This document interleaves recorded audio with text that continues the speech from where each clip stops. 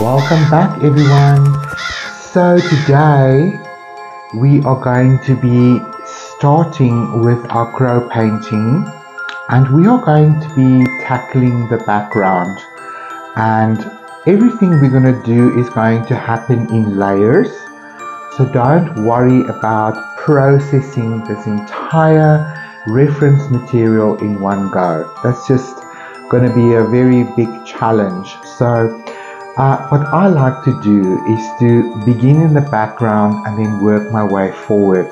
So the crow itself is probably going to be the final element we're going to be painting during this beautiful crow journey, painting journey.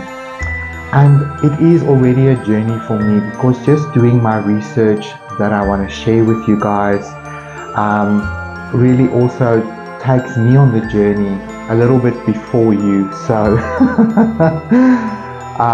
it's always interesting for me when we start to work with an animal spirit guide in our art, how that particular energy and vibration then brings us opportunity to grow, to heal, to transform, and to build our personal resilience. And I will be speaking a little bit more about shadow work at the end of this particular video, because I think it's important before we go further that you have a good understanding of what it really means when we talk about shadow work. And there is some gentle warnings I want to give for individuals, and also just a container and context for this journey. I don't want this to be scary, I don't want this to be too dark, but dark and light is all part of life. Light source in art and its consequential shadows is just the reality of life. But it doesn't have to be daunting, it doesn't have to be frightening. It definitely is not my intention for this to be traumatizing. So just come with me on this journey with an open mind. I will share a little bit more details at the end of this painting session, and then also do check out the description of this video, because I'm going to be posting the script part of the shadow work in the description of this video, just in case I don't get to mention everything and explain everything in fine details. You can always click on more on beneath this video, and you will find in the description of this video I'm going to post the text of shadow work with all the questions and information in the research that I've done on this topic, just to prepare you a little bit more and to sort of give you a container to sort of understand where it is that we are heading with this particular shadow work and what we want to get out of it as we journey forward. Now, I know that shadow work recently on social media especially is getting shoved down people's throats, and I didn't realize really how much the social media community is focusing on this. But this just reaffirms for me in a way that a lot of shadows is coming to the surface for everyone on the planet right now. No one is excluded. But I do want to just say, if you feel that you need professional help and support during a process like this, please go ahead and do that and see a psychologist or a psychiatrist. And if you want to do shadow work specifically and you realize you really want to dive deep, you have the emotional resilience for it now, then maybe consider looking for a therapist that specializes in Carl Jung theory of shadow work, because they will understand a little bit better sort of what the angle is that we are taking here with the crow, and to support you upon your journey of transformation. And it is my wish as a personal creativity coach to you to just say, I'm here for you as well, I'm support for you as well. If you feel that you want to debrief or you want to talk with someone that has at least some knowledge about this, then do give me a direct message, write me an email. so that we can begin a conversation. So do just understand that I'm here for you, and I want to support you. And we're gonna just tread very lightly and ask the crow to guide us to a beautiful place of transformation and healing and integration. That is the whole idea of shadow work, right? So that's on the deeper side of it. Most of the time we're going to be focusing on actually painting this beautiful painting. And I guess as a coach, I just want to say to you, during this process, as you're painting the crow and as we're talking about our shadow selves and our psyche, know that you are not alone, that we are all here for you, and beautiful wholeness can be the result of this work. But if any of the questions that I share with you feels like a trigger, or it brings up a lot of shame or anger or hatred or any negative emotion that is overwhelming to you, that you feel that you are not ready to process, please then just either skip ahead on the shadow work, focus on the painting, and do contact a therapist in your area that you feel comfortable, who can create sacred and safe space for you to return to in order to process some of these heavy emotions. And I know that, you know, a lot of us carry childhood traumas that might still be very, very real and very, very scary. Please don't dive into areas of your psyche that you know you can't handle alone. That is where we need community, and that is also where we need maybe professional help. So I do just want to say this from the word go, that you are warned in that sense, that if you know that you have a little bit of a challenging past and you've never dealt with it, you've never dived deep, then I suggest that you find a counselor or a therapist that is trained and qualified to help you do the shadow work. But for the rest of us that has some resilience and maybe have processed, intense trauma from our past, and you sort of know the process, and you have a good support system, and you're in a good place emotionally, then do dive into these questions, and I will share with you guys ways that you can do the shadow work. Again, that's like just prompt questions that I will share with you that you can journal about. And in that process, when you realize that there are some material in your past or in your psyche that you find surprising, that you didn't know was there, then I encourage you, reach out or do get professional help.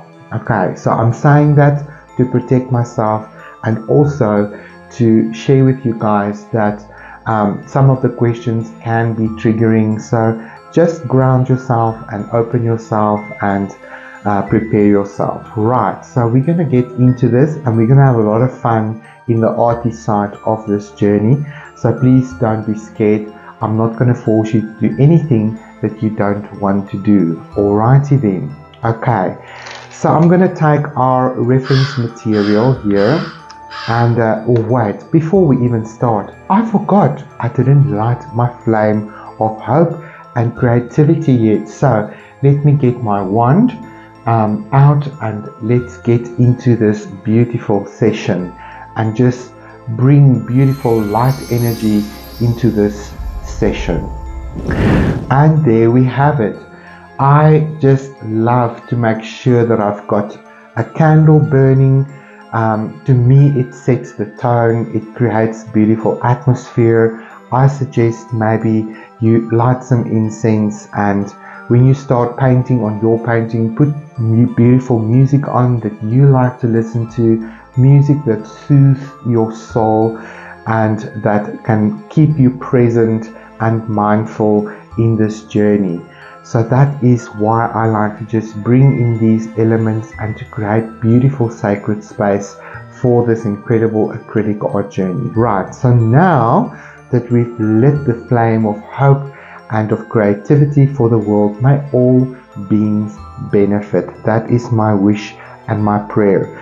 So if we look at our reference material, And I want you to look past the crow, past the trees, and even past the moon. All of these elements stand forward on this painting because of the background.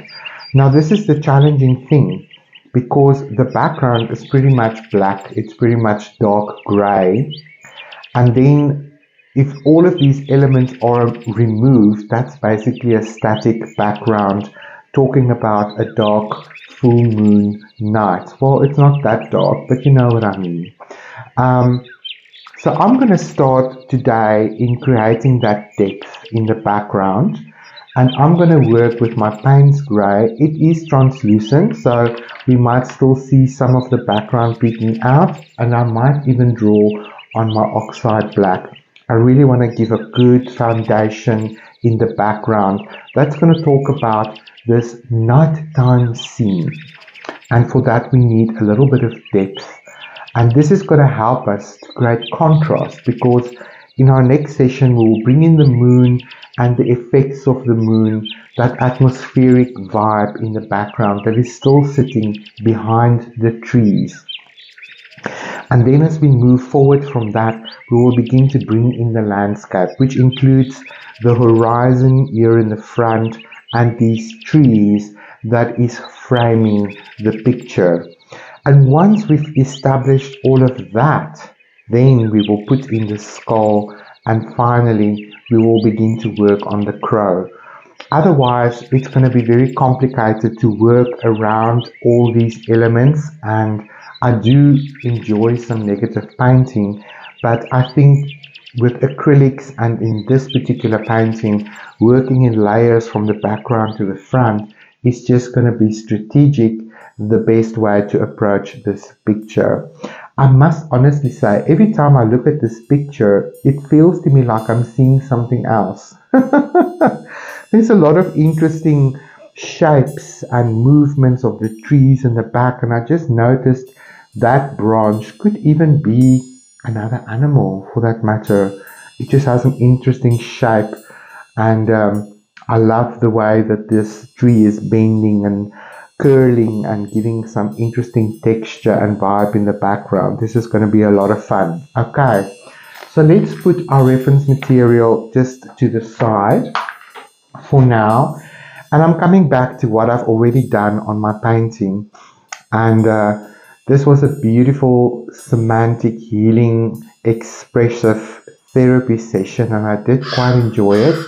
I found it very relaxing, and I found it very soothing to be able to play with these colors and just not worry about a brush or painting anything in particular, and just to prepare the canvas with a layer of acrylic paint that is going to make painting on top of it a lot easier. Right, so for today's session, like I said, we're going to cover this baby up with some dark color. I suggest we start with Payne's Grey and let's have a look at it. I'm also going to use my round mop brush.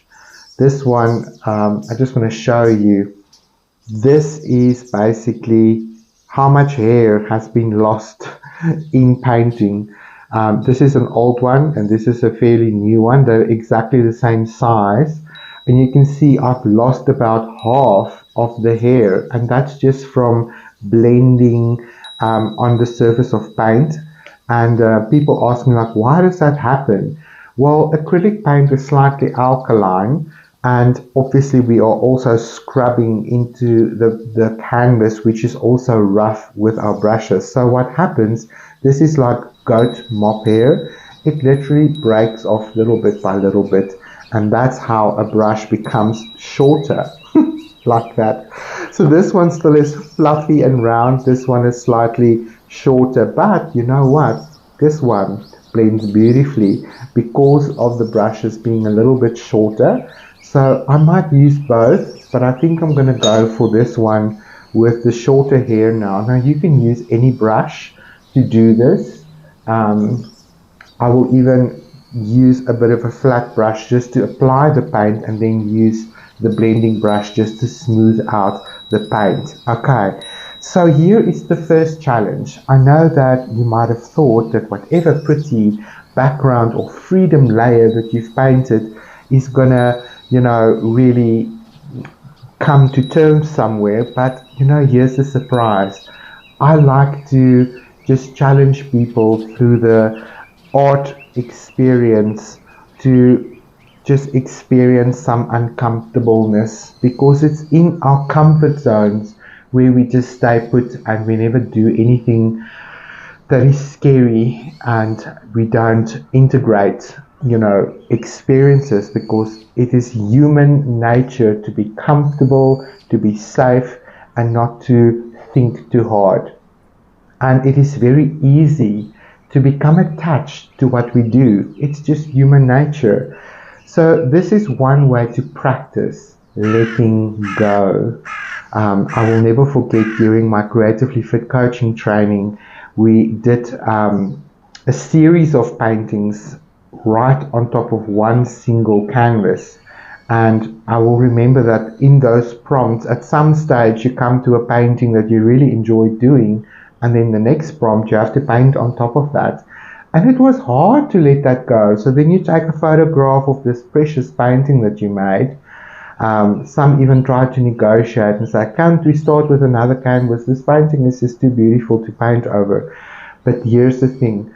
When we practice at our canvas to let go and not to hold on too tightly, we learn to surrender and open up and be in the flow of life, because we create in the present moment. And this is just a canvas where we practice that. Right, so I'm going to dispense a little bit of Payne's Grey paint here. And I'm just using my dry palette today because I'm not going to be dispensing a lot of color. And this is all dry, so this is just a palette for me to use this Payne's Grey. Now I'm going to go straight into my paint. I think what I am going to do is I'm just going to mist my board just a little bit, not making it sopping wet. I just wanted this paint to move. And I want you to paint the entire background with your Payne's Grey paint. Here we go. So I'm starting here with my flat brush. This is a number 14, but it's not a very big one. So let's say it's about an inch. And brushes numbers aren't universal. Shocker. So even if I say this is a flat number 14, this is of a particular brand called Keep Smiling. So you might get to your art supply store and you find a number 14 flat brush, but it might be 10 times bigger than mine, or smaller, who knows. But usually the smaller the number is, the smaller the brush head is. That's sort of one thing that I think is quite universal. But yeah, just look for the size of the brush. I would say it's about an inch. Where's my ruler? It's not that important, but I do want to just share with you guys. Okay, I can get here. This is an inch is very big. Forget how big inches are. Okay, this is half an inch wide. Okay, it's half an inch. Just for your information. You see, we never are too old to learn something. Right. So this is a reason why I also pick the Payne's Grey. It's translucent color, and so some of this background color can shine through. We're not going to copy the reference material. We are just using it as inspiration, and we are creating our own version.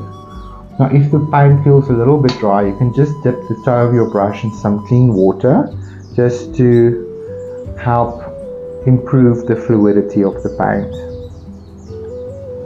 So you might ask me now, but why did we bother playing with all of these colors if we are not going to use it, if we're going to cover up with grey? Well, you are right, again, in that sense that you could just go with it and start immediately with the grey. But I like to remind you that we are on a painting journey, and this is all part of the experience. Whatever comes up for you, whatever we are processing, that's all part of this creative journey at the canvas. It's not just about creating product, it's about the process and how it makes us feel.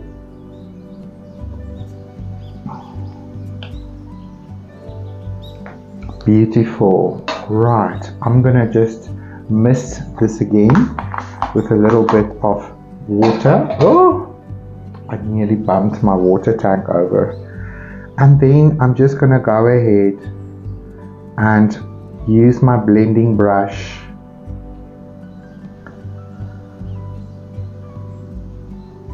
and just create some texture. Okay, this short one is actually too strong. Let me use the bigger one and maybe a little bit more paint. It's always interesting for me as an artist when I switch between mediums, in the sense that I've just done a whole 3 or 4 months of watercolor, and it's easy to get into the watercolor mode, and then when you switch to another medium like acrylic, it's suddenly a whole nother experience. Especially in opacity, because in watercolor we work from light to dark, and in acrylic paint we tend to work from dark to light, so it's like a reverse process.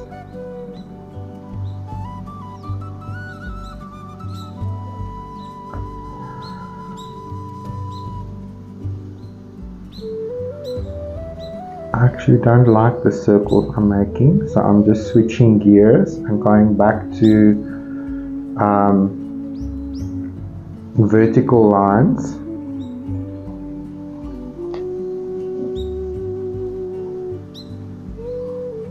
So I can still see some of this color in the background glimmering through, so it's not just a flat black background.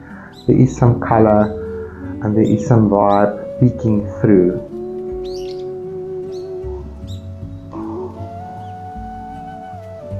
That feels better to me. Right. Okay, I think that's good.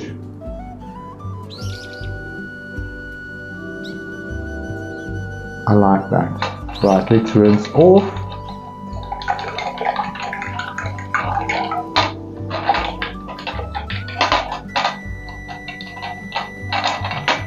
Right, so this can just dry. You can put it out in the sun if you want to, if you're in a hurry, or you can just set it aside and let it dry naturally, and we will work on the next sort of layer in the next session when we reassess and we decide what to paint next. Right, so before we continue, I want to just bring my notes a little bit closer, because I want to continue to talk to you guys about shadow work, and I just made some notes for me here that I want to just discuss with you guys. So I'm just going to move my painting to the side where I don't have to disturb it, and that layer of paint can then become dry. Right, I can just wipe my hands. So the first question I like to ask is, okay, so why do we do shadow work? Why is it even important to do shadow work, and where does the term come from? The term shadow work was coined by Dr. Carl Jung. He was a world-renowned psychiatrist that did incredible work in his life journey. And one of the things that Dr. Carl Jung specialized in during his lifetime, with his legacy of psychology that he left in our world, is he explored and coined beautiful archetypes and went into incredible detail about each archetype in personality that we find out there. And it's definitely something worth exploring and reading a little bit more about. I personally love some of these videos. It's also on YouTube. And I want to encourage you to check out the playlist of The Crow on YouTube, because in that playlist I also share some mindfulness work and a video or two about Dr. Carl Jung, where he talks about shadow work. So do check out that playlist on YouTube. So the link will be in the description of this video for you guys to utilize. Okay, so exploring why we do shadow work, because understanding that we have parts of our psyche that is also running the show. And if that part of our psyche maybe have trauma or anything like that, it's a need in you that is not being fulfilled, it can create a ripple effect of emotions that we tend to project on other people in order to become aware of ourselves. So this can affect our relationships, it can affect our work, it can affect our life. And unresolved and unintegrated traumas tend to be triggers for us. So maybe you're watching the news and you're seeing an event on news and it triggers you. You start judging the people in that situation, and quite harshly. That is usually a sign or a red flag that there is some unintegrated aspects in your psyche that you're not even aware of. And in that harsh judgment, you are projecting that shadow aspect of yourself onto the people that you judge harshly. But really, that judgment is a mirror reflection of what is in your own psyche. That classic saying that if somebody else's behavior triggers you or trips you up or freaks you out or gets some kind of intense response from you, that is usually the sign that we are talking about, that there is some shadow work needed so that you can understand yourself better and recognize what need you have in yourself that you might not be meeting. Okay, so to gain self-awareness and to heal from past trauma and to improve your relationships, to live a more authentic life by exploring the unconscious aspects of the psyche or of the shadow self, we can understand the source of our insecurities, problematic behaviors, and to end self-sabotage. So this is something that is part of our human experience.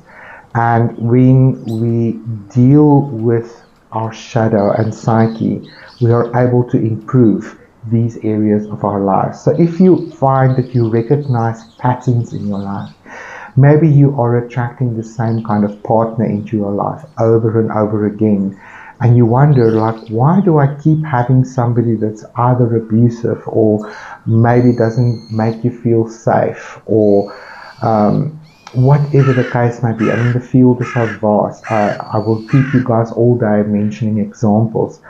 Why do I keep attracting the same kind of people in my life that doesn't validate me, that doesn't recognize me, that doesn't hear me, or that violates personal boundaries? It is to become aware that these boundaries are needed, and the only way to enforce these boundaries is to get to know yourself a little bit better and to understand why these boundaries are so important, because they are for your mental health, emotional health, and well-being. Right. So when do we start to do shadow work? Well, there's no perfect time to begin with shadow work, but I will avoid doing some shadow work when you are busy processing a trauma right now in your life, or when you feel overwhelmed by life. And if you don't have a choice, because sometimes life is in a transition period and you have no choice because you're confronted with your shadow self. If you feel that you're not up for it by yourself, or you need some guidance or counsel, then do please seek the help of a professional. and they're going to help to create a safe space for you and help guide you to process these emotions and to talk about these traumas in a safe and professional environment, right? So when do we start doing shadow work? When we are in a good emotional place, we have a good support system around us, and we feel ready to just look inward and begin to ask ourselves some questions. And we recognize some patterns of behavior in our life. When you recognize that you have cycles and patterns in your life, that is when shadow work is needed. All right. Or like I said earlier, maybe you're in a transitional period already. I'm in a transitional period right now. But I feel strong enough and resilient enough, and I've done enough shadow work both as a patient and as a counselor. And this is really not a new arena for me. And like I've said before, maybe in some other videos, I've faced a lot of my own personal demons throughout the years, and it's really just made me the stronger person that I am today. And I recognize the power in just being honest with yourself and feeling these feelings and recognizing that the shame and the guilt that I was carrying was not mine to carry, that the way that people treated me and abused me was not my fault, and that I am worthy of love and I am worthy of living a beautiful life and to just enjoy my life and to give myself the permission to do so. And that helps me to show up more authentically in this space with you guys, and that is really profound and powerful. And in the end, that builds personal resilience, so that when life throws things at you, you are more grounded within yourself and in your own truth and knowledge about yourself. You know yourself better in the sense of you know how far you can go, what is the sort of extent of your resilience in the daily capacity. And for that, I like to tell this story in my own way. This is a good example. I believe that you can call your resilience spoons, and each of us get a certain amount of spoons a day. And of course, the more resilient you are, the little bit more spoons is available for you. The little less resilient you are, the less spoons you have available for yourself during the day. So it is very important to understand, how you're going to use these spoons. And I'm saying spoons because the story begins with people sitting around this table, and there's beautiful food on the table, and then there's only one very long spoon, but the spoon handle is too long for you to feed yourself with it. And then it becomes easier to use the spoon to feed the person around the table, and each must take a turn to take the spoon and to feed one another. And that way everyone gets fed around the table and is satisfied, but it takes a little bit of cooperation and compassion and understanding and communication and sharing, a willingness to share. So with your personal resilience, for example, let's say I get 5 spoons per day and you might get 8 spoons per day. Just because we are on these levels in our personal resilience. And then you start your day, and then maybe there is a catastrophe on the road. There is an accident on the road, or there is a roadblock or some kind of hindrance for you to get where you need to be. And dealing with that stress and in that situation until you through it has now already used up 1 spoon. Now you are left with 4 spoons for the day. Now you get to work, and your first client for the day is really difficult, very demanding, and is so super draining. And in dealing with that difficult, demanding, Karen kind of person, you have used your 2nd spoon for the day. Now you only have 3 left. So you can see how this goes. So every day with a set of challenges that we face just to navigate life, we use up our resilience for the day. And you might get to a stage during the day where suddenly you feel depleted. You are exhausted emotionally and mentally, and you have no more resilience left. That is a time when you need to have a healthy boundary in place in order to be able to say, time out, I need me time now. I need a moment to breathe. I need a moment just to ground myself and come back to myself, return to myself, and call my energy back to myself. And personal self-love and care is the only way to fill your cup up again and to reset your amount of spoons. Now, shadow work helps us to increase that amount of spoons that is available to us every day. And when we understand patterns of behavior and triggers that is indicating that there is still some trauma that needs resolve and integration, at the end of that, when we've moved through this valley and you've become familiar with your shadow friends and you have taken the time to listen to it, to sit with it, to understand it, to forgive it, to embrace it, and to heal it and to integrate it, your resilience naturally expands and grows, because now you are a stronger person, you're more grounded, you know yourself better, you're more authentic, and you will move forward far more empowered and focused and less tripped up, less sabotaged, less procrastination, less frustration. So that is sort of the whole point of shadow work. Alright, so how do we do shadow work?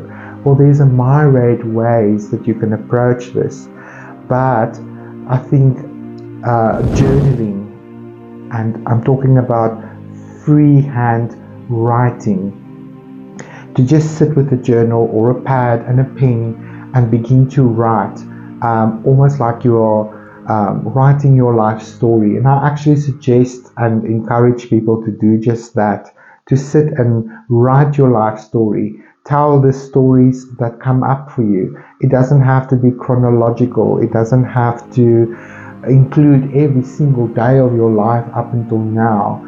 You will be interested to see, from where you can remember, and just tell stories that come up in your mind and try to map them out. And it will be interesting to see how these things are connected when you journal. And when you journal, just express yourself. Don't edit yourself. Don't hold yourself back. Nobody else is going to read it. This is just for you and maybe a therapist, if you're going to include a therapist in this journey. But mostly it is for you.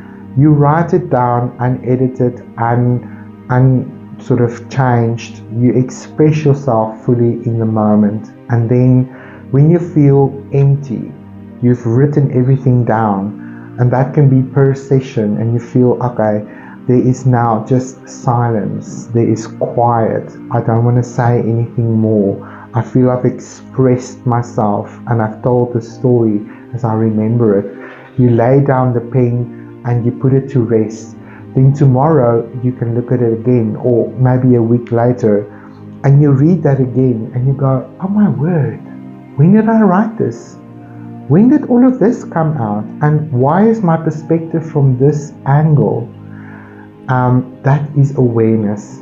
That is how we raise an awareness.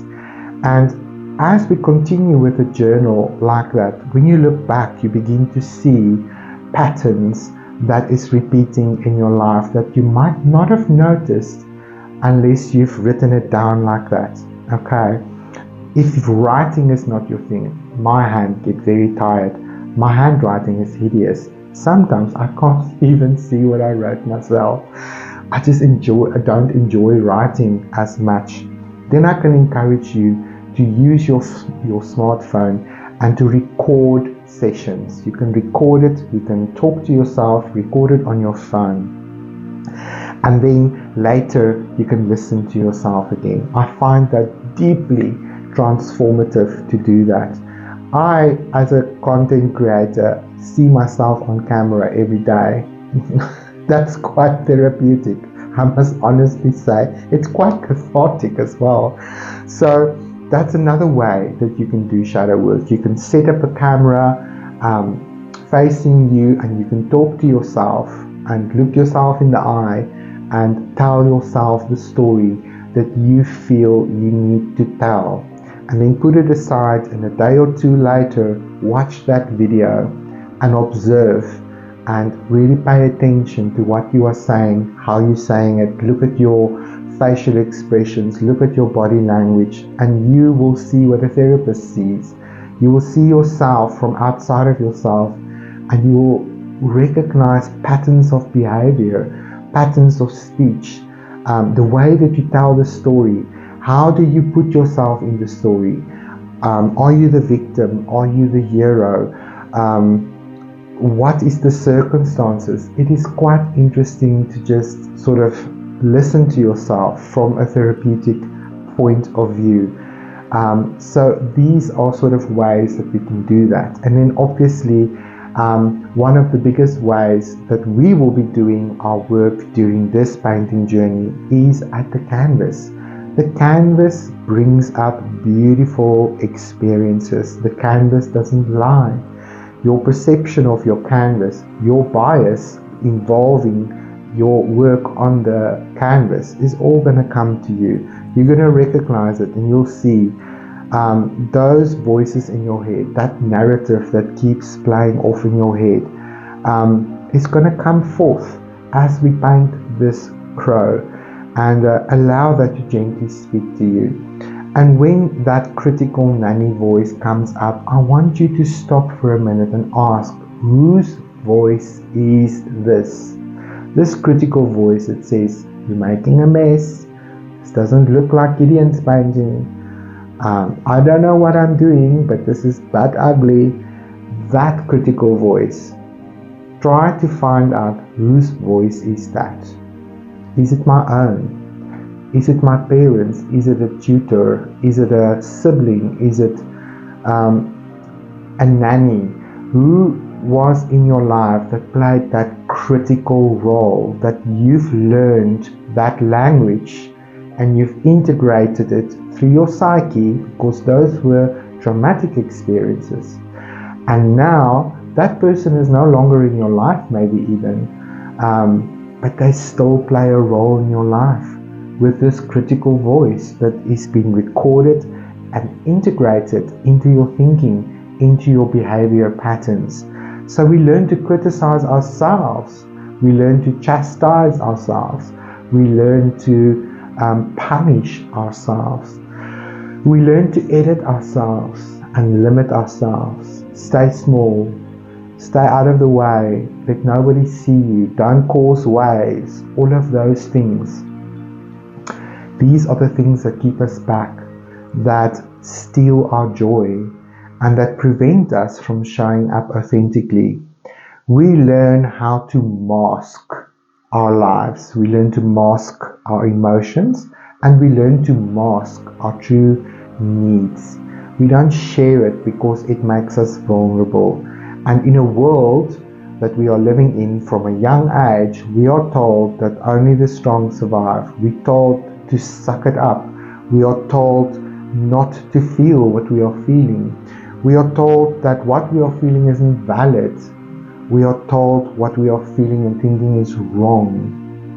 And I find that really challenging, because how can we show up more authentic in life if everything that we think and do and have that comes from inside of us is wrong, is not good enough, is lacking in some way? It diminishes our self-worth, and we can walk around with a very heavy weight on our back, and we can always try to people please, always try to make everyone else around us happy, because maybe if everyone around us is finally happy, then we can be happy.